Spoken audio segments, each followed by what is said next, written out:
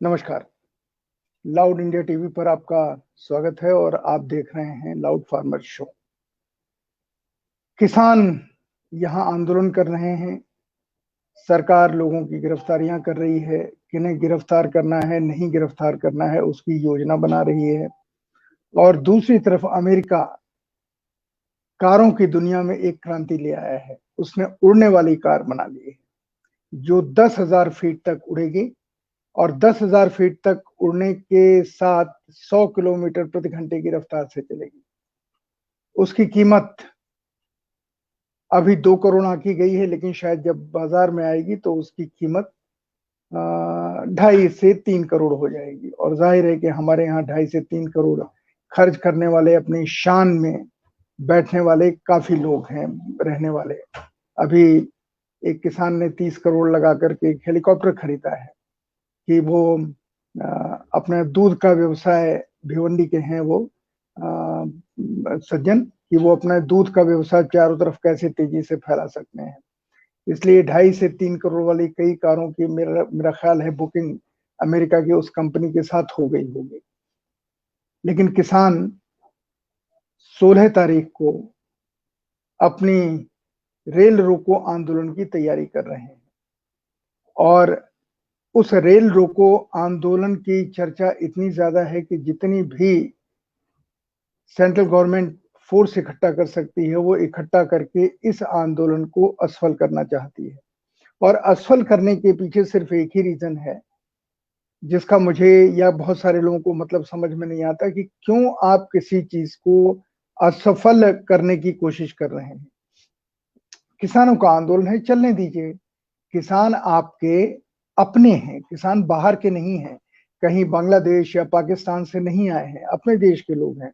वो एक मांग कर रहे हैं, आप उनकी मांग नहीं मानते हैं, कोई बात नहीं, आपकी जब मर्जी हो तब आप मांगे मानिए, लेकिन किसानों को अपने आंदोलन को करने का अवसर तो दीजिए। या आप कोई भी शांति प्रिय आंदोलन देखना ही नहीं चाहते, आप सिर्फ हिंसक आंदोलन देखना चाहते हैं, आप चाहते हैं नक्सलवादियों जैसा यहाँ हो ताकि काफी पैसा उस को लेकर के एक तरह से सुरक्षा बलों के पास जाए। अब कश्मीर जैसे आंदोलन, नक्सलवाद जैसे आंदोलन, गांधी ने बता दिया कि अगर सफल होना है तो उसे जनता के समर्थन से ही सफल होना पड़ेगा। जहां जनता का समर्थन नहीं होगा वो आंदोलन सफल नहीं होगा। ये गांधी जी ने बहुत बार समझा दिया, देश के लोगों की समझ में नहीं आया, लेकिन अब समझ में आ गया है तो उसका भरपूर इस्तेमाल हो रहा है किसानों के द्वारा। और किसान बिल्कुल ये दिखा रहे हैं, बता रहे हैं कि शांतिपूर्ण आंदोलन कैसे होता है। भड़काने पर, बहकाने पर, लोगों के आने पर उनके ऊपर कोई फर्क नहीं पड़ता। और आप देख रहे हैं कि उन्होंने उन्होंने और क्या कमाल किया। उन्होंने एक ही कमाल किया है कि उन्होंने जाकर के एक तरह से उन सारे लोगों को हैरान कर दिया है जो दुनिया में अब तक आंदोलन किसी तरह का करते आ रहे हैं। इतना लंबा आंदोलन, 80 दिन से ज्यादा चलने वाला आंदोलन, शांतिपूर्ण, निष्पक्ष, गाजीबाजी के साथ, नाटक के साथ, मस्ती के साथ, और वो भी हिंदुस्तान में हो रहा है जिसकी छवि अभी भी दुनिया में एक अजीब सी बना के रखी हुई है। इसने बहुत सारे लोगों को सीख दी है इस आंदोलन। और एक आज नई चीज हुई है, आसपास से लोग आकर के गाजीपुर बॉर्डर के ऊपर अनशन कर रहे हैं और बड़ी बड़ी बड़ी भीड़ आई है, जो सिंघू बॉर्डर से भी आई है, टिकरी से भी आए हैं। और वो अब एक दूसरे के यहाँ जाकर के अनशन करके अपना भाईचारा दिखा रहे हैं। और ये भाईचारा दिखाना इसलिए महत्वपूर्ण है क्योंकि सरकार और टेलीविजन चैनल बार बार इस आइडिया को सेल कर रही है, इस खबर को चला रही है कि अब किसानों में फूट पड़ गई है, अब किसान अलग अलग हो गए हैं, उनकी योजनाएं अलग बनने लगी हैं, आदि आदि आदि आदि। पर मेरी एक गुजारिश है आपसे, इन किसी चीजों पर भरोसा मत कीजिए। और अब तो लोग एक नई चीज आज बता रहे हैं, कह रहे हैं कि जिस तरह से सरकार गिरफ्तारियां कर रही है और जिस तरीके से सरकार हर चीज में अंतरराष्ट्रीय रिश्ता खोज के ले आती है कि ये हुआ है तो इसके पीछे अंतरराष्ट्रीय है।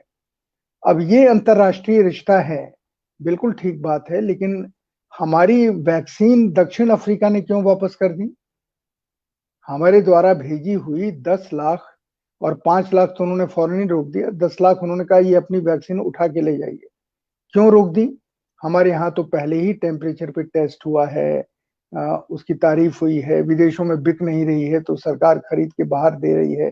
ये कई सारी चीजें हो रही हैं जिनकी खबरें हमारे पास नहीं आ रही हैं। बाहर के मीडिया से पता चल रहा है, यहाँ नहीं पता चल रहा है कि हमारे यहाँ की जो वैक्सीन का एक नया बाजार खुल गया है, उस बाजार ने देश में तो तमाशा किया ही है। कई जगह ये पता चला कि वैक्सीन के नाम पे नकली इंजेक्शन लगाए जा रहे हैं, शायद सलाइन के या शायद किसी और चीज के विटामिन के, लेकिन वैक्सीन नहीं लगाई जा रही है। वैक्सीन कहीं बाजार में चोरी छिपे बेची जा रही है। कई लोग पकड़े गए हैं, नर्सेस पकड़ी गई हैं, वो बिना डॉक्टरों की सहमति से ये नहीं कर सकते, या बिना अधिकारियों की सहमति से ऐसा नहीं हो सकता। ये हमारे देश में हो सकता है कि जान बचाने के लिए जिस वैक्सीन का इतनी प्रतीक्षा थी, उस वैक्सीन के नाम पे कुछ और इंजेक्शन लोगों को लगाया जाए। तो जिस देश में मिलावट को लेकर के कानून इतने लचर हैं कि आप मिलावट करते जाइए, कुछ भी मिला करके लोगों को खिला दीजिए, अनाज में खिला दीजिए, दूध में मिला के खिला दीजिए, दालों में मिला के खिला दीजिए, किसी चीज में मिला के खिला दीजिए, कोई सजा नहीं है। और अगर आप तलाशेंगे कि मिलावट के बारे में जो दंड होना चाहिए, उस दंड का कितना बड़ा मखौल हमारे यहाँ चल रहा है। मिलावट का सामान पकड़ा जाता है और लैब में से बदल दिया जाता है। अब तो नई चीज हो गई, एक फिल्म स्टार ने, आपने सुना या नहीं सुना? मैं सुनाता हूँ, हंसने वाली चीज। एक फिल्म स्टार ने अभी आत्महत्या की, जो सुशांत के साथ उस फिल्म में था, महेंद्र सिंह MS धोनी फिल्म में था। उसने आत्महत्या की। आत्महत्या करने से पहले उसने वीडियो के ऊपर अपना बयान रिकॉर्ड कराया, उस वीडियो को उसने डाला और उसके बाद आत्महत्या कर ली।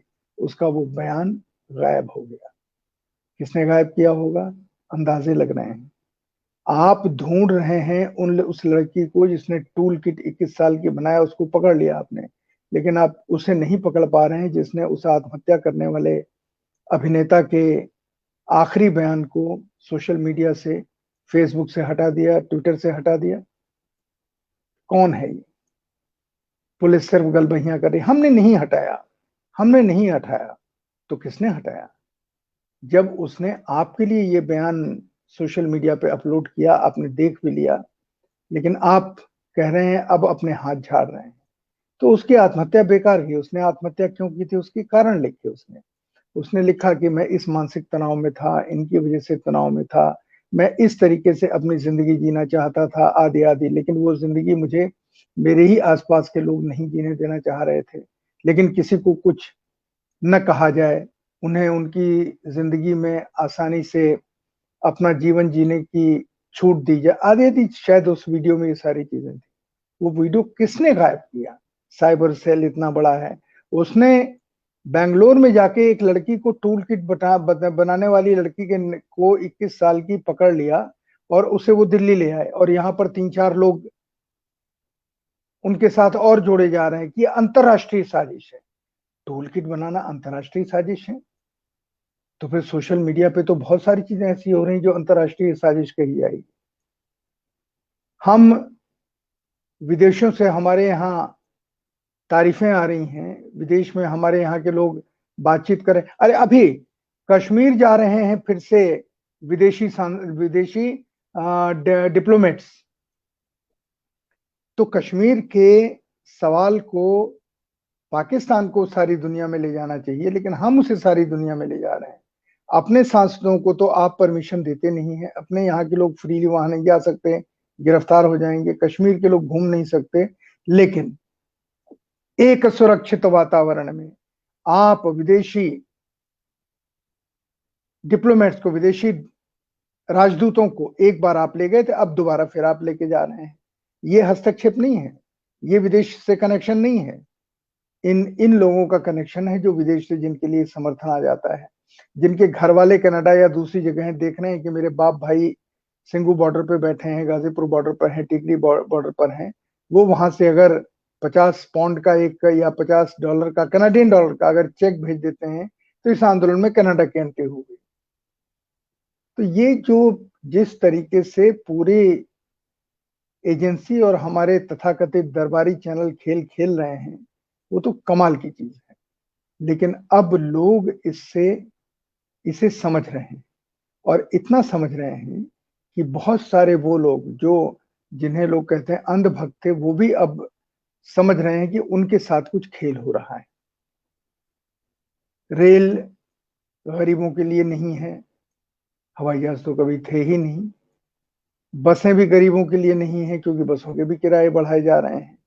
हर जगह महंगाई और पेट्रोल के दाम के ऊपर तो सिर्फ एक ही पार्टी शोर करती थी, भारतीय जनता पार्टी के नेता राजनाथ सिंह, सुषमा स्वराज, अरुण जेटली और ये हमारी महान सौंदर्य की देवी स्मृति ईरानी जिस तरीके से नाचती थी, गाती थी, चूड़ियां प्रधानमंत्री को भेजती थी, पेट्रोल की कीमत जब 50 पैसे बढ़ जाती थी, वो दृश्य नहीं याद है? सोशल मीडिया पे सब चल रहे हैं, आप देखिए कि किस तरीके से डांस होता था, किस तरीके से गालियां दी जाती थी, किस तरीके से यही चूड़ी भेजती थी स्मृति ईरानी। महंगाई का रोना रो करके जिस तरीके से ये अभद्र व्यवहार करती थी, आज नहीं करती हैं। आज पेट्रोल की कीमतों अब 100 रुपए से ज्यादा हो गई है पेट्रोल की कीमत देश में बहुत सारी जगहों पर, 100 रुपए तो हो ही गई। कोई सवाल नहीं उठाता कि ये कीमतें क्यों बढ़ रही हैं, जबकि अंतर्राष्ट्रीय बाजार में तेल इतना महंगा नहीं है।